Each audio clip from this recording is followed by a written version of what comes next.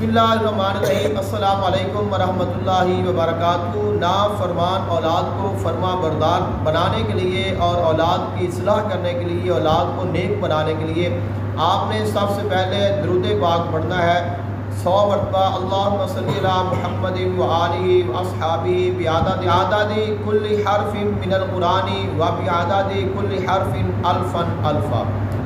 उसके बाद आपने 100 मरतबा आयत करीमा ला इलाहा इल्ला अंत सुब्हानका इन्नी कुन्तु मिनज़ ज़ालिमीन, और उसके बाद आपने 9 मरतबा सूरत मुज़म्मिल शरीफ पढ़नी है।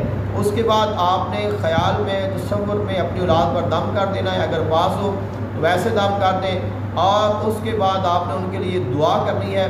दुआ करने के बाद दुराने पढ़ाई अपने पास पानी रखें और पानी पर दम कर लें। सूरत पहले आपने 100 मरतबा दुरूद पाक पढ़ना है। अल्लाहुम्मा सल्ली अला मुहम्मदिन व आलिहि बिअददि कुल्ली हर्फिन मिनल कुरानी व बिअददि कुल्ली हर्फिन अल्फन अल्फा।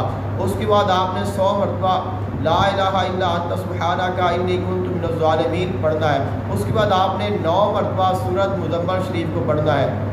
उसके बाद आपने 100 मरतबा अल्लाहुम्मा सल्ली अला मुहम्मदिन व आलिहि बिअददि कुल्ली हर्फिन मिनल कुरानी व बिअददि कुल्ली हर्फिन अल्फन अल्फा दुरूद पाक पढ़ना है। उसके बाद आपने दुआ करनी है। अगर आपके पास हो तो दम कर देना है, अगर दूर हो तो तसव्वुर में दम कर देना है, पानी पर दम कर लेना है और ये पानी उनको पिला देना है। इंशाअल्लाह इसकी बरकत से आपकी जो औलाद है नेक हो जाएगी, फरमा बरदार हो जाएगी और सालेह हो जाएगी।